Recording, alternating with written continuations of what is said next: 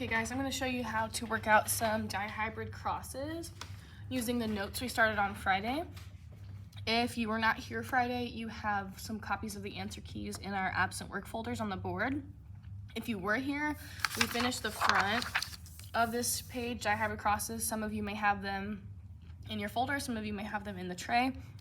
And if you missed any of this information, the keys are on Canvas on the modules page under our current unit in the section that says genetics study materials, I believe, but there is a completed example in there in case you missed anything. But all 4 classes got to different parts of the back sheet, so I'm just going to go over the whole back and make sure you have the information you need in order to complete a dihybrid cross, which again is just a Punnett square that uses 2 traits at once, or compares and combines 2 traits from 2 parents at once, which is why there is 4 spots on the top, 4 on the side, and then 16 possible combinations in the middle. So this is our practice problem with eyes as an example, and we're going to compare 2 traits for eyes, the color and the eyelashes. So this says the allele for brown eyes is dominant over the allele for blue eyes, and they're using the letter B to show the color. And what I like to do when I am completing dihybrid crosses is write down what all of the different letters mean, because we have 2 traits, so we're using 2 different letters, and of course the capital letters mean dominant traits and the lowercase mean recessive traits, so we're really dealing with 4 different possible phenotypes. So in order to keep all that straight, I like to write it down. So we're using that capital B for brown eyes. It's a dominant trait for color, which means the recessive trait, which we show with that lowercase b, is blue eyes. So I'm just gonna write that down so I remember when I'm working through the problem. And then it says the allele for long eyelashes is dominant over the allele for short eyelashes using the letter L. So capital L is long, it's the dominant trait. Lowercase l is short, it's the recessive trait. Knowing that, those are the alleles we're working with. It says parent 1 is heterozygous for eye color and for eyelashes length. So for both of those traits, they are heterozygous, meaning they have 1 dominant and 1 recessive allele for both eye color and eyelashes. And then parent 2 is also heterozygous for both traits. So we're lucky in that this practice problem, both parents have the same genotypes and phenotypes. So we'll shorten our process here a little bit. It says work out the possible offspring genotypes and phenotypes and give the expected probability of each phenotype. This is exactly what we do when we do Punnett squares, just going to be a little bit longer and a few more steps. So it says step 1, work out the parent genotypes and the alleles in each gamete is what goes in those blanks. If you do not have them, you can fill that in.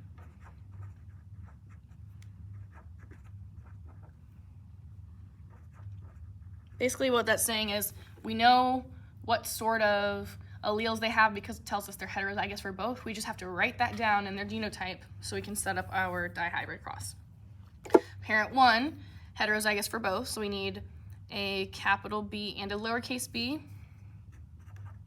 Heterozygous for color and for eyelash length, so capital L and a lowercase l. That's what a genotype looks like for a dihybrid cross, 4 letters, because we're talking about 2 different traits. And it also says parent 2 is the same. So for parent 2 down here, I'm gonna write the same thing. Big B, big L, little l. And then step 2 says write the parent gametes along the top and side of the cross.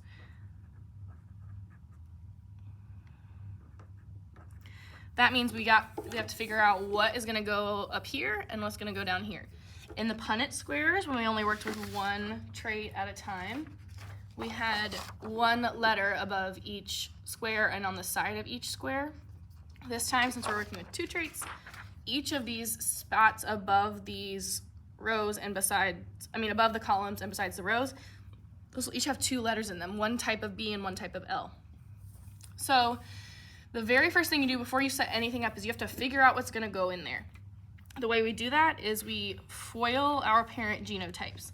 And FOIL just stands for first, outer, inner, last. And that is on the front of the page. We did that Friday, but I'm gonna rewrite it on a little sticky note so we can see it here while we're working. So FOIL is just to make sure that we get all of the correct possible combinations of all of the letters in that parent genotype.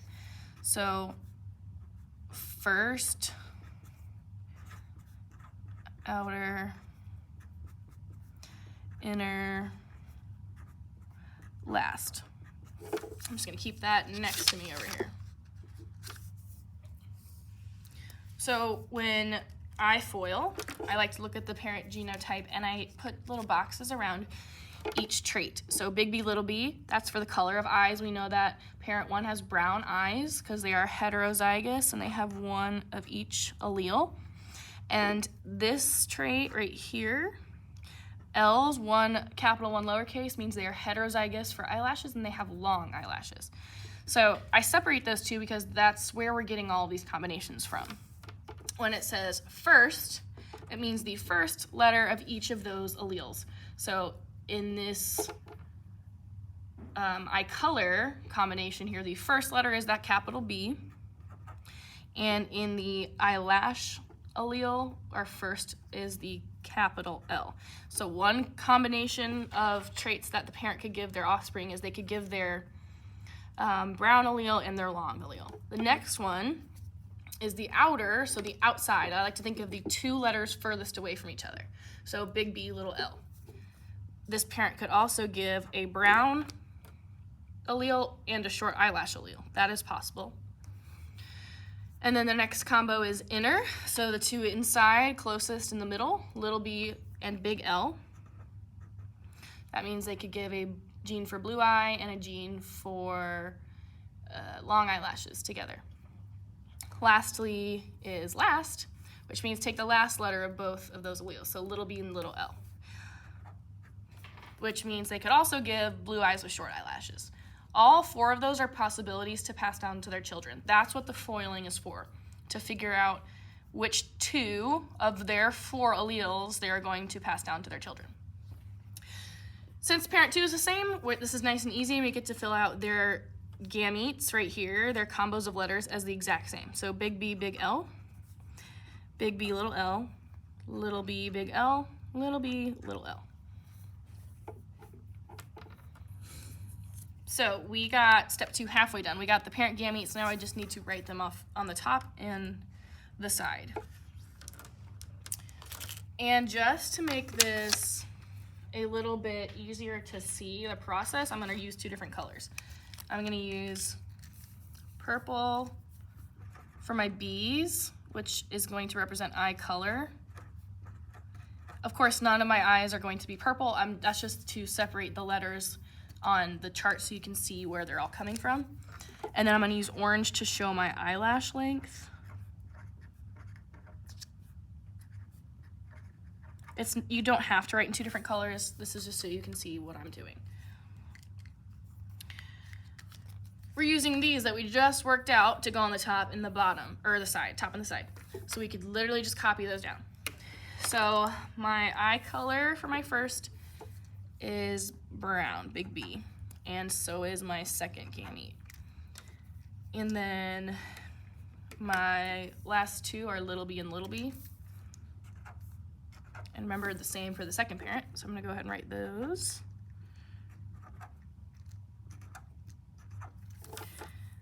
And then the eyelash length was big L, little l, big L, little l. Big L, little l, big L, little l. Same on this parent. Those 4 match these 4 exactly. I just rewrote them in different colors. Big B, big L, big B, little b, big L, little b, little l. And now when we combine the letters in the dihybrid cross, which is step 3, we are going to work out the offspring genotypes by reading across and down. Exactly the same way you would do with a Punnett square, but now we are going to be writing 4 letters in each box instead of 2.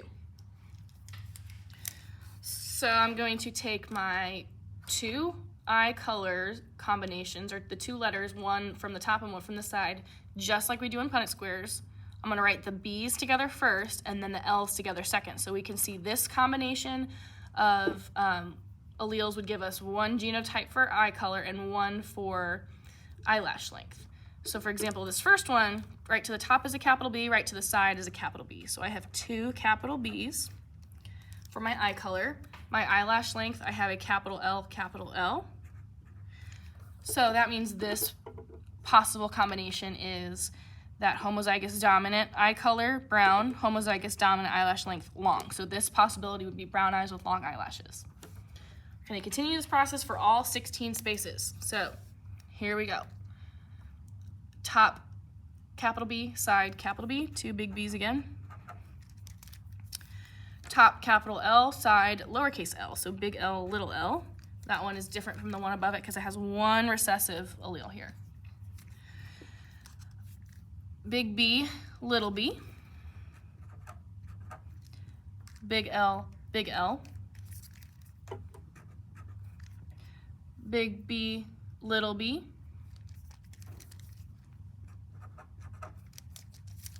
Big L, little l. And next column. Big B, big B. And little l, big L. So I'm going to write my capital letter first. Big B, big B. Little l, little l. Big B, little b. Big L, little l. Bottom here, big B, little b. Little l, little l. Halfway done. It's very important because we have so many letters going on with the gametes on the top and the left, and then all of the possible genotypes in the middle. Make sure you are going slowly, taking your time, paying attention that you're recording accurately, because that's most likely where you're going to mess up, is just mistakes and copying things down. This time, for this row, I'm just going to do all of the B's first, all of those eye color alleles, to make it go a little faster. So in this box, I got a little b and a big B. So big B, little b. Another big B, little b. Little b, little b. And little b, little b. And now for the eyelash length allele. In this one, big L, big L.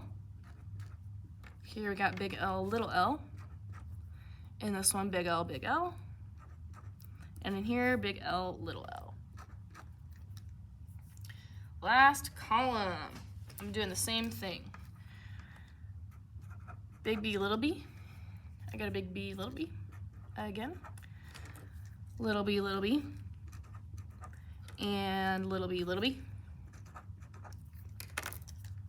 For my L's, my eyelashes, I got little l, big L. So I'm going to write capital lowercase, big L, little l.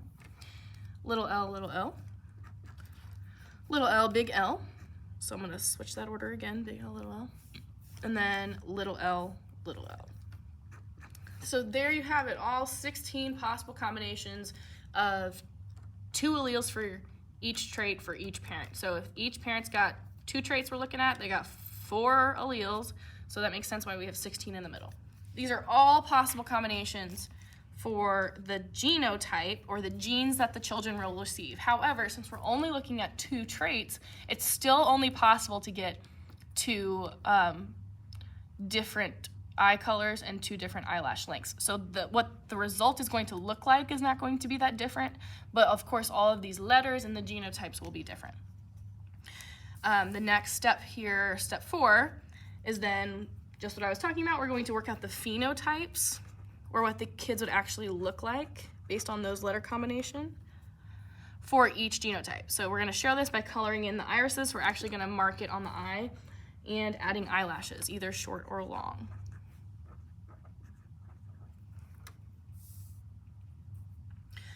I'm going to do what I was doing with the genotypes and just do 1 trait at a time. So I'm just going to start with eye color. So I'm going to grab a blue marker then let's see if I have a brown. Yep, I have a brown. Blue and brown. So I know that my brown is dominant. So anytime I have a capital B, my eye is going to be brown. The only way I can have a blue eye is if I have two lowercase b's. So I'm gonna go first and look for all those capital B's and mark that eye brown. This eye, capital B, so that's a brown eye. Brown, brown, heterozygous, but one of each still goes dominant, so that's still gonna be brown. And then another brown. Two capital B's, brown. Two capital is brown, one of each is brown, one of each is brown, one of each is brown, brown. Oop, there we go, our first two lowercase b's, that's actually going to be blue. And two lowercase b's down here is also blue. Big B, little b, brown. Big B, little b, brown. And little b's for the last two, so these are also blue. So it still makes sense how our dominant allele for brown, we're still more likely to get a brown eye than a blue eye. Out of 16 chances, it looks like only 4 of them would be blue and 12 would be brown. And so that's just the color. Now we have to do eyelash length.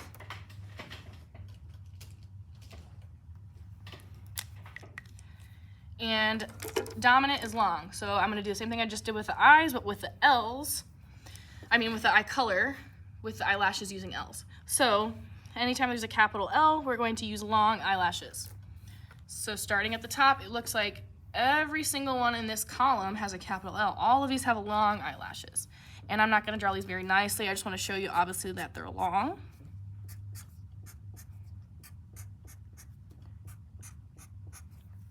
Long. This one up here is long as well. Here we have 2 recessive alleles for length, so that means these are going to be short. There's a big L, we got another long and a short. I'm trying to make it obvious here the difference between long and short. Capital L is long. Capital L is long. Long, long, long, short, long, short. So again, our short genotype and phenotype is that 2 little L's. A lot less likely to have short eyelashes than long, which makes sense, it's our recessive trait.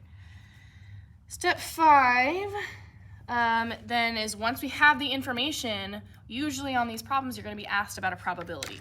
So we're going to have to work out the probability of having different either genotypes or phenotypes, whatever it's asking for. This time it's phenotype. So because we can compare 2 traits at once, we also can figure out the probability of 2 traits at once. How likely is it that this child is going to have brown eyes and long eyelashes? So we have to check that each eye for both of those traits. They have to have both brown eyes and long eyelashes. When I'm doing this, I like to use check marks or something and make sure they have both of them, not just one. So this one has brown eyes and long eyelashes. Both. Brown eyes, yep, long eyelashes, got them. Brown long, brown long, brown long. Nope. If you are a checkmark person, you would have, yes, brown, but not long. So that one does not count for this specific phenotype.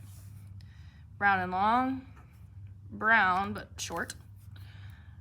Brown and long, not brown, but long, not brown, but long, brown and long, brown and short, not brown, but long, not brown or long. So I'm looking for all of those where I have both traits, so I have 2 check marks. So I have 1, 2, 3, 4, 5, 6, 7, 8, 9. Only 9 of those match that description with brown and long. Find some different colors here. All of this color coding is not necessary for you to complete these problems, but it will show you where I'm getting all of these answers. And in fact, when you do dihybrid crosses, you're not going to see pictures like this. You're only going to be writing letters. So this is just the most detail as possible to teach you how to do this, and then by the time you do it, it's going to look like this. So a whole lot more simple. Carrying on, now we're looking for brown eyes, short eyelashes. And I'm just gonna go straight to the short eyelashes because I know that's harder to find. So here's a short eyelashes. Here's a short, and it's brown. It's got both things we want right there. That's short, but it's blue. Here's short and brown, and here's short and brown. I can easily see here that the rest are long, so they don't count, but when you are looking for specific genotypes and phenotypes, you really should look through all of them, because like I said, it's easy to make those quick mistakes and get it wrong. So I have 3 that match that description, 3 out of 16. And 2 more combos that we're looking for here. Blue eyes with long eyelashes. I only have 4 blue eyes possible, so I can just look at this corner. And I have 1, 2, 3 of them that have long eyelashes.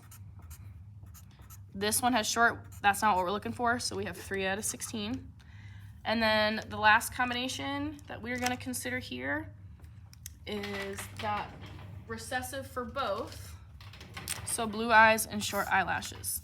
Just this little lonely guy over here, that's only 1. And a lot of times here you're gonna look for percentages too, so don't forget that you will have to turn those fractions into percents. And I use calculators, you can use calculators.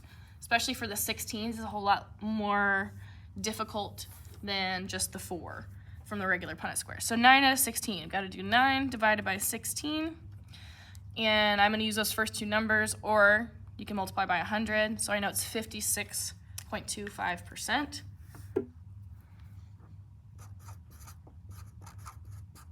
For that particular phenotype, having brown eyes and long eyelashes, 3 out of 16 is going to be 18.75%,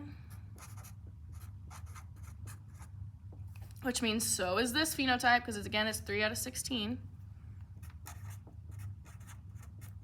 And then 1 out of 16 is going to be 6.25%.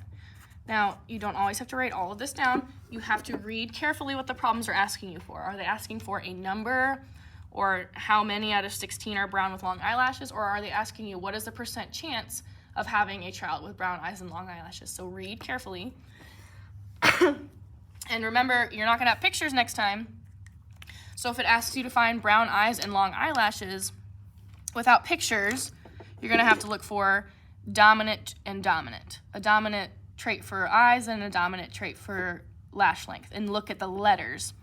Or brown eyes and short eyelashes, look for a dominant trait for eye color, so look for capital B's, and lowercase l's for that recessive trait there. So we would look for big B's, little l's, big B's, little l's. So keep that in mind. And you need a step-by-step. I know this has listed here, but it has a lot of vocab in there, and it's not very simplified. I wrote this down. This is what I like to do. If you want to screenshot this, write it down on your own, whatever. But the first thing you're going to do once you have a genotype is like a genotype like for the eye color and the eyelash length. You're going to FOIL it, which is when we did the first, outer, inner, last, to figure out those 4 combos of letters. Take those 4 letters, write them on the top and the side. For each parent, remember, 4 letter combinations for each parent. So they're not always going to be the same genotype for both parents. So you might have to FOIL 2 different times. And then we're going to combine the letters to find all 16 possible genotypes and use those genotypes then to figure out the probabilities of the phenotypes. And that is mostly it. It's a little complex. We will practice it all week, so don't worry if you're not quite there yet. But you got it. You can do it. I believe in you.